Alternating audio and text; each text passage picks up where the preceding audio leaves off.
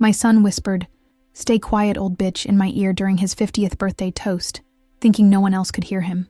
What Stephen didn't know was that my phone was recording everything, and had been for months, capturing every cruel conversation he'd had about putting me in a nursing home and spending my inheritance.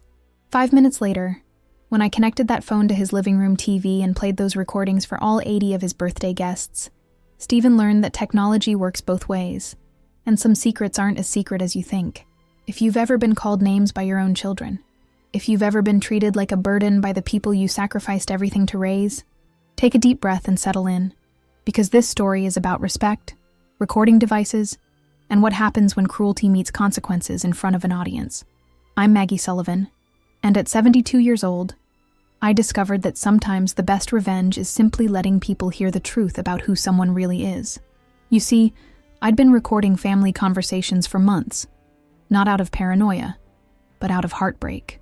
My hearing isn't what it used to be, and I'd started using my phone's voice memo app to record important family discussions, so I could listen back and make sure I hadn't missed anything crucial about medical appointments, financial planning, or family events. What I'd been missing wasn't medical information or financial advice. It was the systematic campaign Stephen and his wife Patricia had been waging to convince everyone that I was becoming a burden who needed to be managed for my own safety and their convenience. Stephen's 50th birthday party was supposed to be a celebration of his success as an insurance executive, his loving marriage to Patricia, and his role as the devoted son who was taking such good care of his aging mother. I'd paid for the catering, the decorations, the open bar, and the rented sound system that would later broadcast his true character to everyone he'd ever wanted to impress. If you enjoy stories about people who thought they could abuse someone who seemed helpless, only to discover that the helpless person had been documenting everything, make sure to hit that subscribe button right now.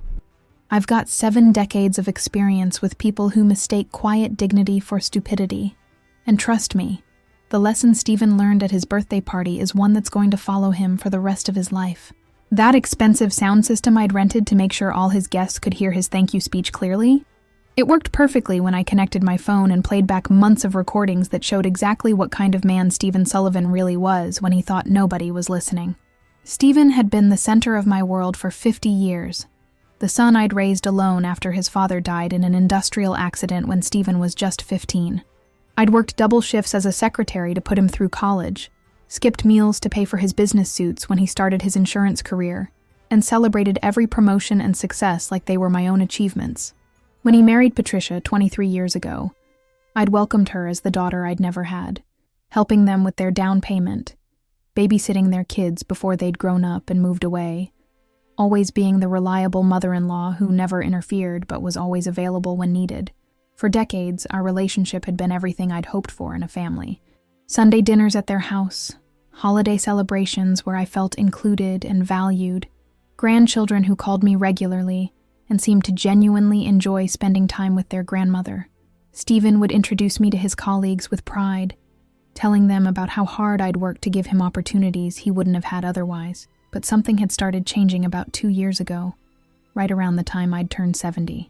The conversations began shifting from updates about Stephen's work and Patricia's teaching career to questions about my health, my living situation, my long-term care plans. What started as concern gradually became pressure, and pressure gradually became something that felt more like a campaign to convince me that I was no longer capable of living independently. The first recording I'd made had been completely accidental. I'd been trying to use my phone to record Patricia's recipe for her famous apple pie during a Sunday dinner, but I'd left the voice memo running when the conversation moved on to other topics. Later, when I played it back to get the recipe details, I'd heard Stephen and Patricia discussing me like I wasn't sitting right there at the table with them. "She's getting more confused every week," Patricia had said. "Did you see how she couldn't remember where she put her purse yesterday? And she's been repeating the same stories over and over." "I know," Stephen had replied. "We're going to have to start making some decisions soon. The house is way too big for her. And honestly, I don't think she's safe living alone anymore. Safe, confused, making decisions about my life without including me in the conversation." I'd listened to that recording a dozen times, trying to understand when I'd become a problem to be solved instead of a person to be loved. That's when I'd started recording more conversations, not to spy on my son, but to make sure I was accurately remembering what was being said about my future. What I discovered was worse than anything I could have imagined. The recordings revealed a pattern of conversations that had been happening behind my back for months. Discussions about my mental capacity, my financial assets, and my usefulness to their family dynamic. Stephen and Patricia had been building a case against my independence, cataloging every forgotten name or misplaced item as evidence that I needed their intervention. In one recording from a family barbecue, I'd captured Stephen talking to his neighbor about the burden of taking care of aging parents. "It's like having a child again," he'd said, "except this one has a checkbook and property that needs to be managed properly." A child with a checkbook. That's how my son saw me. Not as the woman who'd sacrificed her entire adult life to give him opportunities, but as a financial responsibility that required management. The worst recording had been from 3 weeks before his birthday party.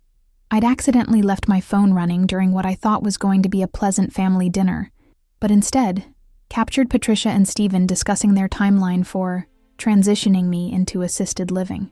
"The Sunset Manor has an opening in their memory care unit next month," Patricia had said. "I think we should put down a deposit before someone else takes it." "Memory care?" Stephen had laughed. "Mom doesn't have dementia, Patricia. She's just old and stubborn and getting in the way of our plans for the future. Getting in the way of their plans." I'd been sitting in their guest bathroom when I heard this, having excused myself from dinner to use my inhaler, and their voices had carried clearly through the thin walls.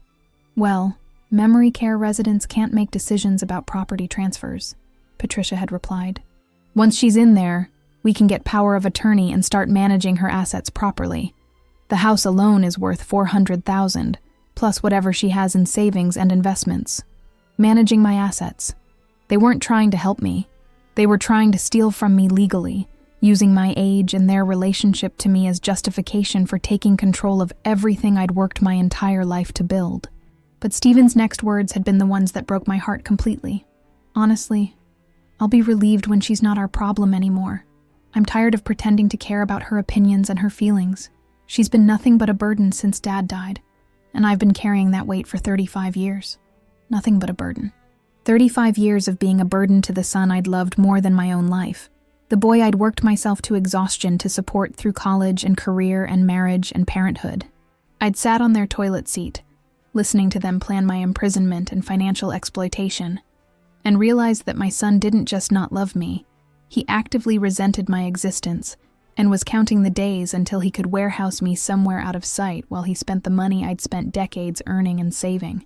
That night, I'd gone home and made a decision. If Stephen and Patricia wanted to play games with recordings and evidence and legal manipulation, I was going to make sure I had better documentation than they did. Stephen's 50th birthday party was supposed to be the culmination of his success story. The insurance executive who'd built a thriving practice, the devoted husband and father, the caring son who was responsibly managing his aging mother's transition into her golden years. I'd spent $3,000 on catering, decorations, and entertainment to make sure his celebration was worthy of the image he'd been crafting. The guest list was a who's who of Stephen's professional and social circles, colleagues from the insurance firm, clients who'd become friends, neighbors from their upscale subdivision, and family members who'd driven in from out of state. Everyone who mattered in Stephen's carefully constructed world was there to witness his moment of triumph. I'd arrived early to help Patricia set up, bringing the expensive flower arrangements I'd ordered and making sure the catered appetizers were properly displayed. For the first hour of the party, everything proceeded exactly as Stephen had planned. Guests mingling with drinks, compliments flowing about the beautiful decorations and delicious food, conversations about Stephen's successful career and happy family life. I played my role perfectly, the proud mother who'd sacrificed so much to help her son achieve success, graciously accepting compliments about what a wonderful job I'd done raising such an accomplished man. Several of Stephen's colleagues made a point of telling me how often Stephen talked about me, how grateful he was for everything I'd done for him. If only they knew what Stephen really said about me when he thought no one was listening. The toast was scheduled for 8 o'clock after dinner, but before the evening wound down. Stephen had been planning his speech for weeks, practicing his gratitude to family and friends, his reflections on turning 50, his hopes for the future. I'd even helped him polish some of the wording, suggesting phrases that would make his appreciation sound more heartfelt. When the moment came, Patricia clinked her wine glass to get everyone's attention, and the room full of guests turned toward Stephen with warm smiles and expectant faces. He looked handsome in his expensive suit, confident and successful, exactly the image of a man who'd made the most of the opportunities his hard-working mother had provided. "Thank you all for being here tonight," Stephen began, his voice carrying clearly through the sound system I'd rented for the occasion. "Turning 50 is a milestone that makes you reflect on everything that's brought you to this point in your life." He went on to thank Patricia for 23 years of marriage, his children for bringing joy to his life, his colleagues for their friendship and professional support.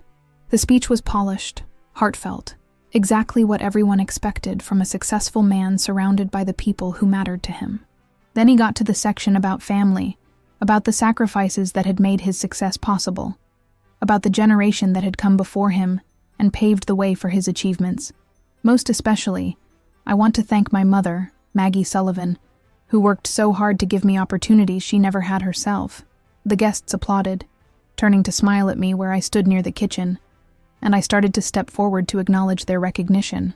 That's when Stephen leaned toward me, his mouth close to my ear, his voice dropping to what he thought was an inaudible whisper. "Stay quiet, old bitch. This is my moment, not yours."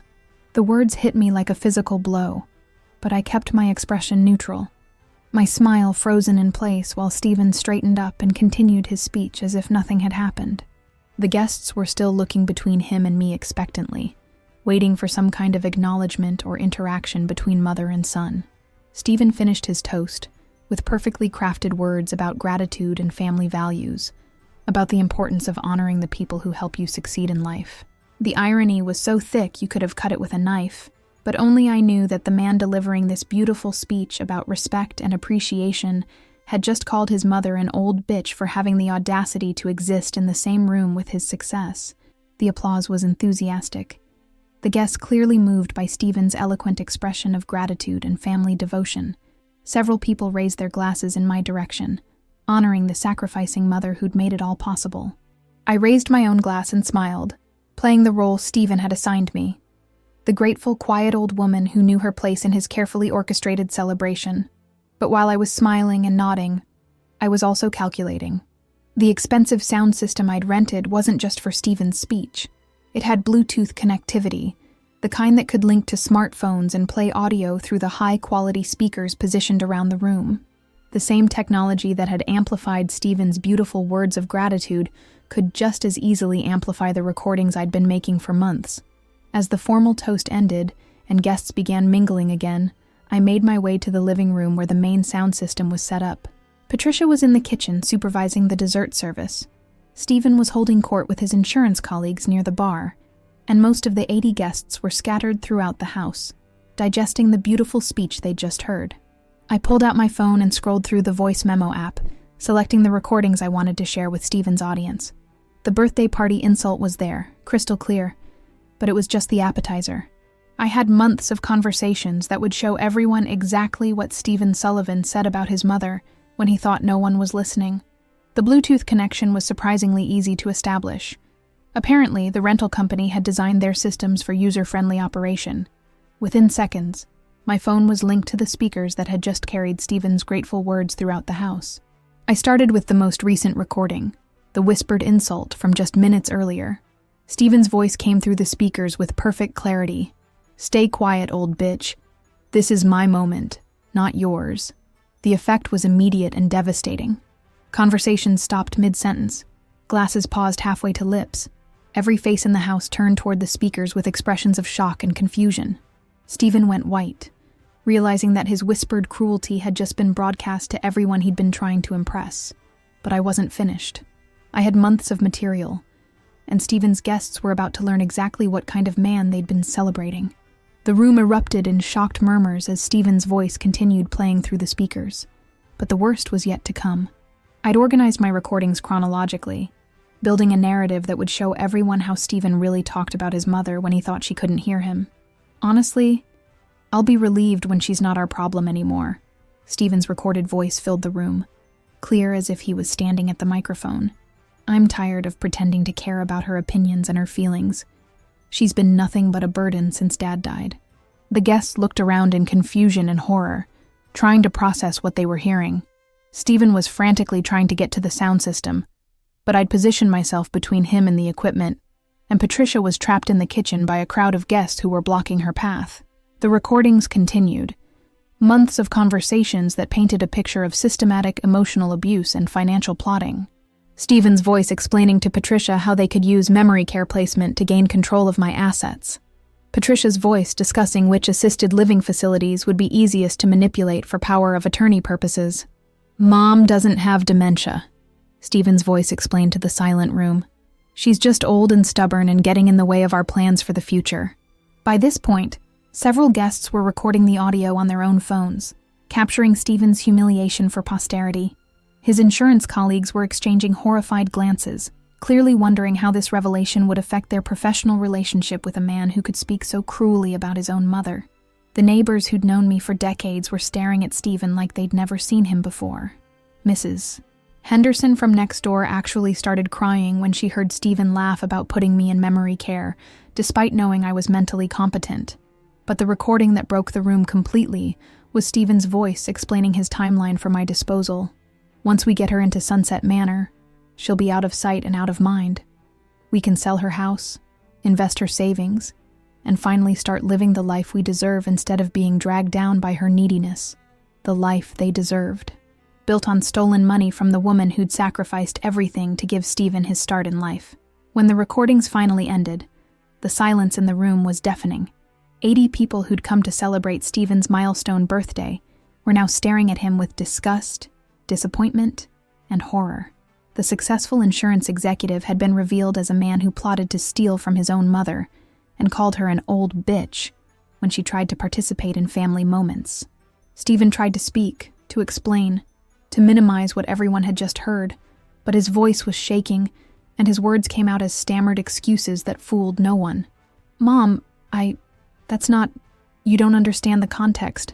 The context, I said clearly, my voice carrying easily through the room without amplification, is that you've been planning to steal my money and warehouse me in a nursing home while telling everyone what a devoted son you are. The context is that you just called your mother an old bitch for existing at your birthday party. Patricia emerged from the kitchen, her face red with embarrassment and rage, but there was nothing she could say that would undo what her guests had just heard. The perfect image they'd spent years constructing had been destroyed by their own words, recorded and played back with devastating accuracy. The party ended quickly after that, with guests making awkward excuses and hurried exits, leaving Stephen and Patricia to clean up the wreckage of their reputation, along with the birthday decorations I'd paid for. That was 8 months ago, and the recordings are still making waves in Stephen's professional and social circles. Several of his insurance clients switched to other agents after word spread about how he treated his mother, and his standing at the firm has never recovered from the scandal of publicly humiliating the woman who'd sacrificed everything for his success. Patricia lost respect among her teaching colleagues when the story reached the school district, and their neighbor relationships are permanently damaged by everyone knowing what they really thought of the elderly woman they'd pretended to care about. I moved out of town 6 weeks after the party, selling my house and using the proceeds to buy a beautiful apartment in a luxury senior community 2 hours away. Stephen and Patricia have no idea where I am, and that's exactly how I intend to keep it. My new will leaves everything to charities that help elderly people avoid financial abuse by family members, with a special note explaining that my son forfeited his inheritance when he called me an old bitch for trying to participate in his birthday celebration. The technology that Stephen thought would help him manage and control me turned out to be the same technology that exposed his true character to everyone who mattered in his world. Those voice memos I'd been making to help with my hearing problems became the evidence that destroyed his carefully constructed image. Most importantly, I learned that sometimes the best way to deal with people who think they can abuse you in private is to make their private cruelty very public. Stephen thought he could whisper insults and plan my exploitation because he assumed I was too old, too weak, or too stupid to fight back. He was wrong on all counts. Age brings wisdom about how to use the tools available to you, and technology works the same way for elderly hands as it does for younger ones. The smartphone that Stephen assumed I barely understood became the weapon that brought him down. I sleep better now, knowing I'll never again have to sit through another family dinner listening to people discuss my future like I'm not there. I'll never again have to pretend I don't hear the cruel comments and financial plotting that my own son thought he could hide from me. The recordings served their purpose, but I don't need them anymore. The truth about Stephen's character has been heard by everyone who needed to hear it, and the consequences will follow him for the rest of his life. Have you ever been called cruel names by your own family members? Have you ever discovered that people were plotting behind your back to take advantage of your age or situation? Share your story in the comments below.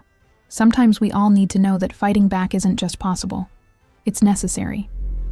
And if this story inspired you to document the bad behavior of people who think they can abuse you without consequences, hit that subscribe button. I've got 72 years of experience with people who mistake quiet dignity for helplessness, and I'm always happy to share what I've learned. Remember, folks, technology is a tool that works for everyone, and sometimes the best revenge is simply letting people hear the truth about who someone really is when they think nobody's listening.